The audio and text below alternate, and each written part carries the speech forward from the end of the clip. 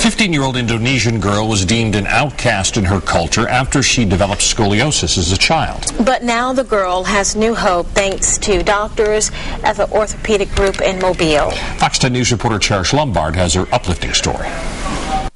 Aileen Sriwadari developed scoliosis when she was 10 years old. In the last year, it's progressed very quickly, and it stopped her from having any kind of life, really. Bill Paradise, her family's interpreter, says before Aileen developed the spinal disorder, she was studying traditional dance in Bali, where she's from.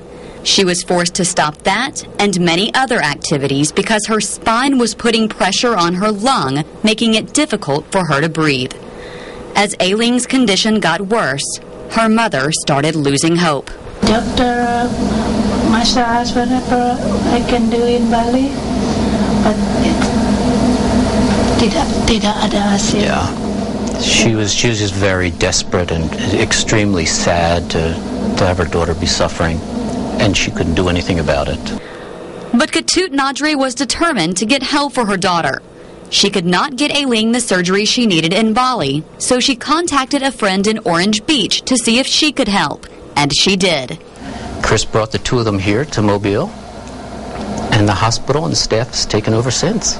This x-ray was taken 10 days ago when Aileen first arrived at Mobile Infirmary. You can see just how bad the curvature is in her spine. This is what Aileen's spine looks like now. We took her to the operating room and then put rods in her back and straightened her curve from this magnitude to straighten it out by putting screws in several of the bones in her body and then connecting those screws with a rod. Dr. James West says he has operated on scoliosis patients a number of times, but this was one of the bigger curves he has seen.